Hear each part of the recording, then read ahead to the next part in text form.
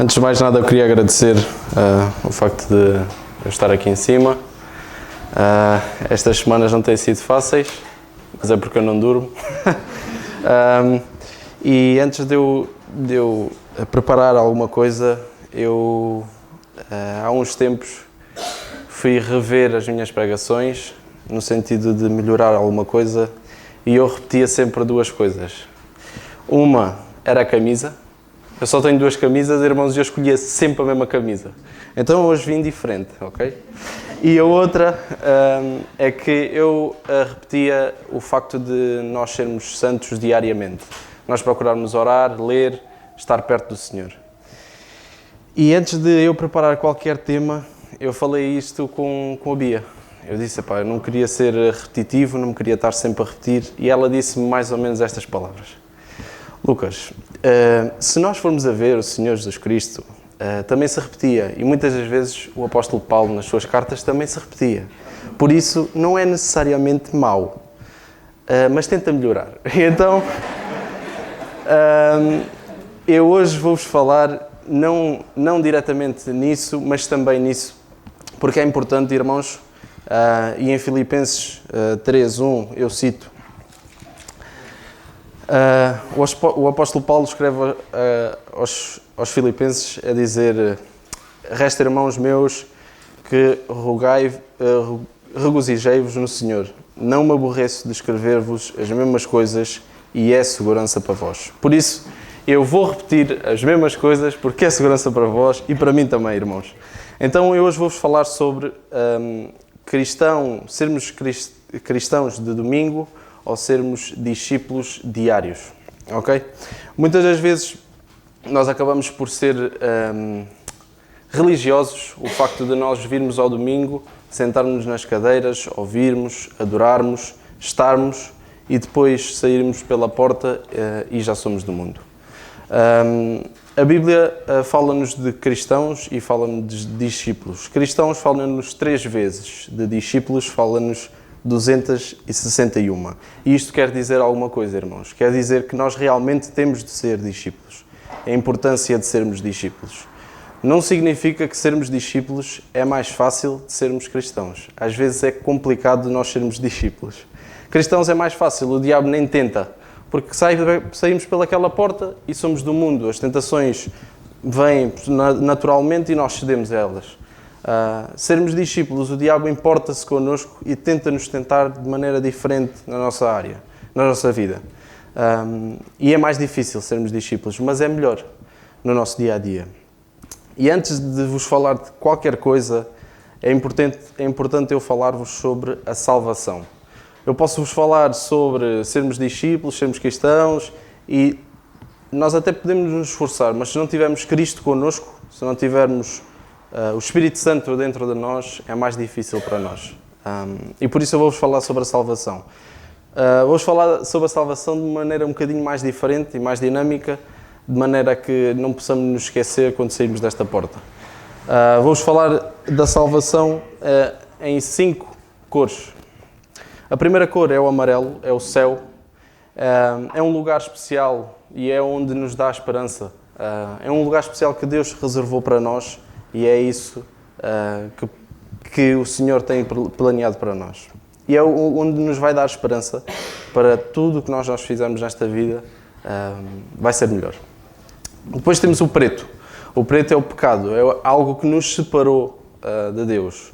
E nós vemos que até quando nós nascemos, o pecado habita dentro de nós, irmãos, e afasta-nos de Deus.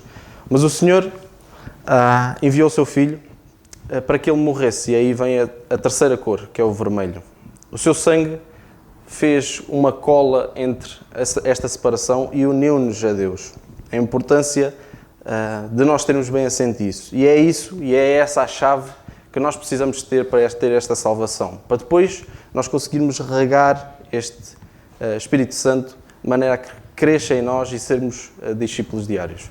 Esta é a importância. Ou seja, temos o amarelo, o preto, o vermelho e o branco. O branco é quando nós tomamos o passo da salvação. É importante nós tomarmos esse passo. Esse passo é bastante simples, basta nós acreditarmos que este sangue que foi derramado naquela cruz veio limpar todos os nossos pecados. É impressionante como é que o Senhor Jesus Cristo veio a este mundo e não pecou.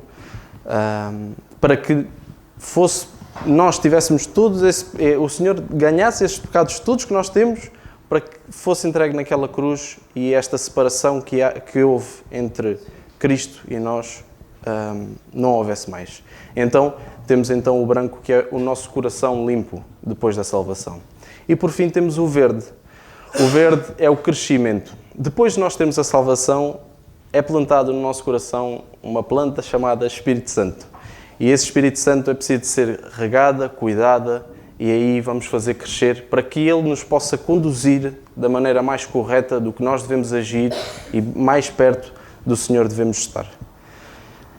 Mais uma vez refiro-se, irmãos, que é importante nós termos esta salvação bem assente na nossa vida e temos o Senhor Jesus Cristo, temos este Espírito Santo na nossa vida para que possamos agir da maneira correta e preocupar-nos em ser discípulos diários.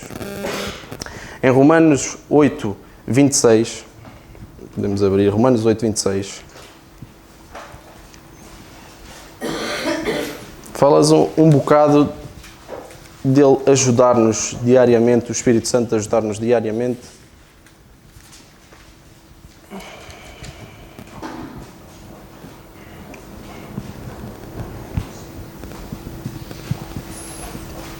Diz assim: e da mesma maneira também o Espírito ajuda as nossas fraquezas, porque não sabemos o que havemos de pedir, como convém, mas o mesmo Espírito intercede por nós, como gemidos inexprimíveis. Ou seja, nós vemos que este Espírito, quando ele cresce, quando ele está uma árvore sólida, ele intercede por nós. Às vezes nós não sabemos como havemos de pedir, não sabemos o que havemos de pedir, mas nós pedimos ajuda ao Senhor. E é este Espírito que faz esse trabalho. Faz o trabalho de nos ajudar, de nos conduzir, do que nós devemos pensar, agir e estar. E à semelhança de uma árvore, também este Espírito é assim. Esta plantinha é preciso água, luz, cuidar dela e raízes fortes. E é sobre estas fases que eu vou-vos falar hoje, irmãos. Estas fases que nos fazem nós estarmos e sermos discípulos diários. Para uma planta não morrer é preciso água, é preciso luz, é preciso cuidar e é preciso as raízes fortes. A água, nós falamos de oração. Nós não sabemos o privilégio que é, irmãos, nós podermos orar, poder falar com o Senhor a qualquer momento, a qualquer hora. Eu estive a pesquisar um bocado de como é que se fazia no Velho Testamento. E eu vou-vos deixar curiosos, não vou-vos dizer como é que se fazia ao pormenor, mas estudem e vocês vão ver qual é que é a dificuldade que era para eles terem um conselho do Senhor, para o Senhor falar com eles, para eles terem uma intimidade como nós temos hoje em dia, com a oração. Isso é um dos privilégios enormes que nós temos e é um dos passos mais importantes. Primeiro, é graças à oração que nós obtemos a salvação e é graças à oração que nós criamos uma intimidade com o Senhor. Se eu não falar com uma pessoa sobre os meus problemas, sobre as minhas angústias, sobre o quanto eu estou grato por ela estar ali, eu não crio nenhuma intimidade com ela. E é essa intimidade que o Senhor precisa de nós. Não é porque Ele precisa de nós, mas nós precisamos dEle. Nós precisamos de ter intimidade com Ele, para que nós possamos tomar as decisões mais acertadas. Depois, o próximo passo importante é a luz, é a leitura da Bíblia. Se nós vimos em Salmos 119:5, fala-nos um bocado desta luz. Salmos 119:5. 105.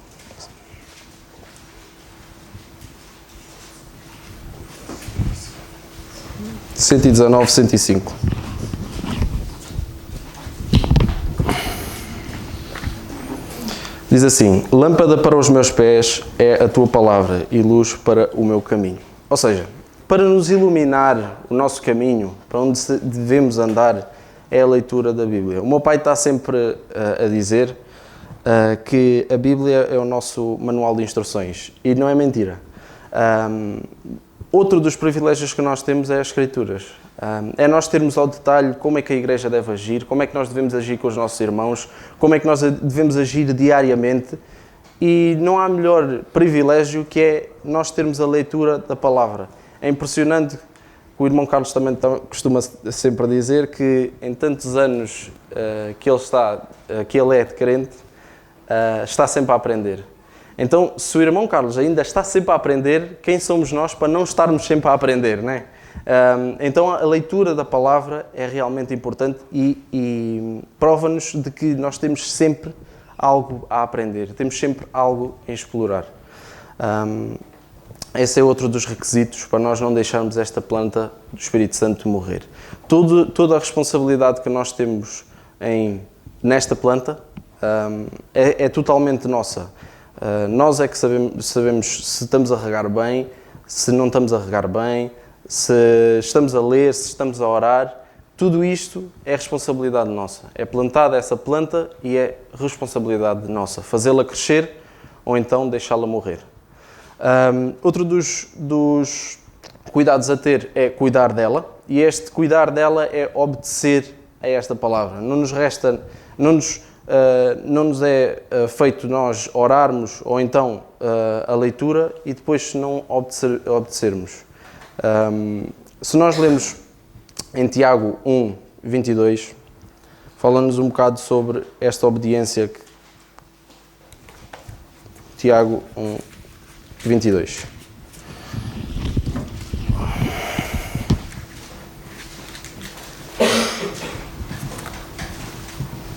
A importância de nós obedecermos e não sermos só ouvintes. Diz, e sede cumpridores da palavra e não somente ouvintes, enganando-vos com falsas doutrinas. Ou seja, pode correr o risco de nós, por ouvir falar dos outros, por ouvir falar, não, assim é que é correto, nós lermos e depois sermos cumpridores dessa palavra, sermos obedientes. A Bíblia fala-nos sobre pensar nos outros primeiro, em Romanos 12, 10 fala-nos sobre pensarmos nos outros e às vezes nós não pensamos nos outros, nós pensamos no nosso umbigo, nas nossas coisas, nos nossos problemas e acabamos por não pensar nos outros. Se nós virmos a vida do Senhor Jesus Cristo, ao longo da sua vida, ele pensou nos outros e quase nunca pensou em si. Quase nunca pensou nos seus problemas, quase nunca pensou nas suas angústias, nas suas preocupações. Ele pensou sempre nos outros. E é nos outros que nós temos de nos preocupar.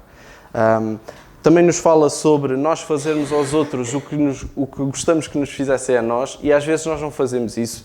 Somos egoístas com os outros. Quando os outros nos dão a mão, quando eles precisam, nós não os damos. Num mundo onde querem o agora, onde existe o agora, nós temos de saber esperar. No mundo onde é tudo ódio e ódio e ódio, nós temos de ter amor, nós temos de ser diferentes, irmãos. Nós temos de ser o que a palavra diz, obedientes à palavra. Depois temos então as raízes fortes. As raízes fortes criam-se na comunhão com a igreja. Muitas das vezes não nos resta saber tudo e tudo à distância, fazermos tudo à distância. Eu vejo as reuniões no Zoom, eu vejo as reuniões ao domingo no YouTube, mas não é a mesma coisa. Não é a mesma coisa do que eu sentir a pessoa, do que eu estar com a pessoa, estar em comunhão. Agora o almoço da igreja, estamos lá. É aí que se criam as ligações, é aí que se criam as raízes fortes para o nosso dia-a-dia. E muitas das vezes o Espírito Santo que habita em nós já está a crescer, ele consegue agir no nosso meio assim. Eu às vezes posso ser ajuda para alguém e às vezes a pessoa pode ser ajuda para mim. É esta comunhão que é importante. Em Salmos 133 fala-nos sobre isso. E por fim, irmãos, pronto, já estão aqui as quatro coisas fundamentais. E vocês podem dizer, ok, pronto, tudo bem, é fácil fazer, não há problema nenhum. Mas vem outro problema. Vem um problema de nós sermos carnais. Ou seja, a nossa carne é pecaminosa. E muitas das vezes nós dizemos, eu até oro, mas depois a minha ação eu faço por impulso.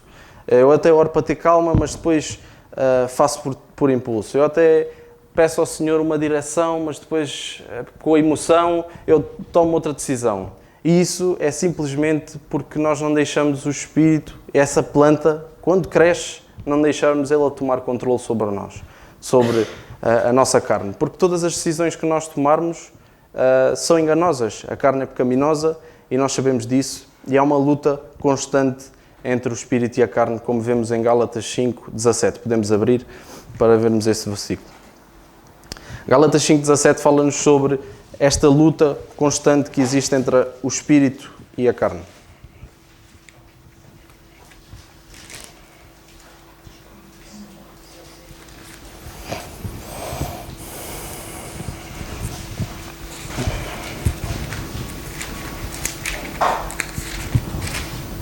Gálatas 5:17 diz-nos assim então: porque a carne cobiça contra o espírito e o espírito contra a carne, e estes opõem-se um ao outro, para que não façais o que quereis. Ou seja, há uma luta constante entre o espírito e a carne, e basta-nos e resta-nos a nós, irmãos, decidir o que é que vai habitar e o que é que vai tomar conta de nós, se é este espírito, se é esta carne. Se nós oramos ao Senhor para ter calma e depois agimos por impulso, é porque nós não estamos a deixar o espírito agir. Não estamos a deixar, não temos esta consciência de que, não, dentro de mim existe algo mal, dentro de mim existe uma carne pecaminosa que quer constantemente tomar conta sobre mim. E não vamos deixar isso acontecer. Para terminar, irmãos, queria-vos deixar aqui uma pequena observação que nos diz o seguinte: para o Espírito tomar controle sobre o nosso coração, temos de nos esforçar para não ser deste mundo. Ou seja, a preocupação de sermos constantemente a analisar: será que isso nos aproxima do Senhor? Será que não? Se nós fizermos um esforço para não deixarmos que façamos o que o mundo quer, façamos o que o mundo regularmente faz, o Senhor depois vai nos recompensar com o Espírito a agir dentro de nós. Preocupemos-nos, irmãos, com deixar esta planta crescer, deixar ela tomar raízes fortes, ficar forte e depois darmos controle total da nossa vida a ela. Que o Senhor nos ajude, irmãos.